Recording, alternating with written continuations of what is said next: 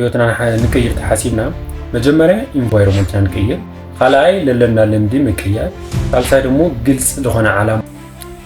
ኣብዚ ሕዚ ሰዓት ናይ መብዛሕቲና መንእሰይ መቐሊካ ድዩ ተመሳሳሊ ሕቶታት ይለለና ማለት ኣመን ጌርና ህይወትና ንቀይር እንደገና ደግሞ ካብዚ ሕዚ ለለናዮ ነገር ኣመን ጌርና ንወፅእ ልብል ነገር እዩ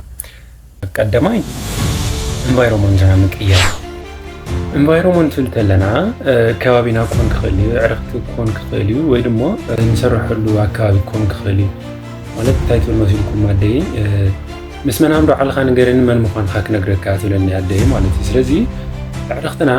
ጎዛት ኮይኖም ሃሞም ጎዛት ኢና ንኾን ሰነፋት ኮይኖም ድማ ሰነፋት ኢና ንኾን ማለት እዩ ስለዚ ሕዚ ህይወትና ለንቀይረሉ መንገዲ ኣብ ከባቢና ዘሎ ወይ ደግሞ ብዙርያና ዘሎ ሰባት ውፅኢት ስለዝኾነ እዩ ማለት እዩ ሕዚ ለለና የላዩ ስለዚ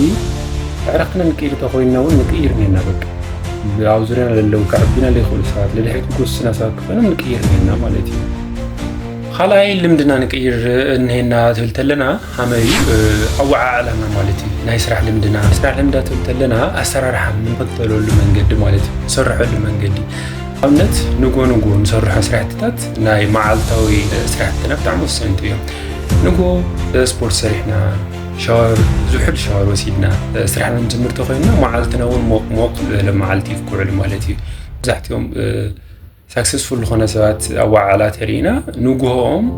ስፖርት ሰሪሖም ጸሎት ገይሮም ሜዲቴት ገይሮም ልወፁ ሰባት እዮም መብዛሕትኡ ግዜ ሳክሰስፉል ዝኾኑ ሰባት ማለት እዩ ስለዚ ንዓትና እውን ሳክሰስፉል ገብሩና እዮም ኢልና ንሓስቦም ነገራት ብንጉሆ ፈፂምና ንወፅእ እኒአና ማለት እዩ ወይ ድማ ንጉሆና ኣጠዓዒምና ኣስተኻኺልና ንወፅእ እኒአና ማለት እዩ ሳልሳይ ግልጽ ዝኾነ ዓላማ ነቕምጥ ኣለና ዓላማና ደግሞ ትልሚ ዓመታዊ ክኾን ክኽእል እዩ ወርሓዊ ክኾን ክኽእል እዩ ወይ ደግሞ ሰሙናዊ ላበልና ክሳብ መዓልታዊ ለሎ ነገራት ፕሮግራም ገይርና ወይ ደግሞ ትልሚ ኣቐሚጥና ግልጽ ዝኾነ ዓላማና ለምስኻዕ ንኽእልኔና ማለት እዩ ዓላማ ሃልዩና ብትልሚ መልክዕ ዓላማና ለምስኻዕ ተተላዒልና ገምጋም እውን ክህሊ ኣለዎ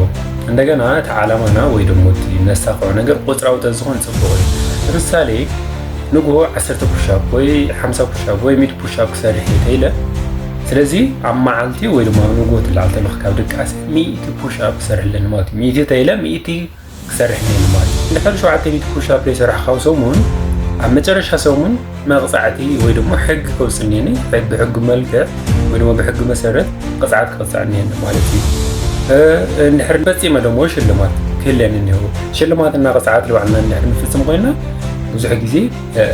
ስራሕና እውን ቡልክ ነከናውን ኢና ማለት እዩ ጎበዛት ንኾን ኢና ኣብ ስራሕ ስለዚ ህይወትና ንምቅያር እንድሕር ሓሲብና ህይወትና ንቀይር ተሓሲብና መጀመርያ ኢንቫይሮንመንትና ንቀይር ካልኣይ ለለና ልምዲ ንቅያር ካልሳይ ደግሞ ግልጽ ዝኾነ ዓላማና ብትልሚ ዝተደገፈ ዓላማ ክህልየና ኣለዎ ማለት እዩ ስለዚ እዚኣ እንተገይርና ህይወትና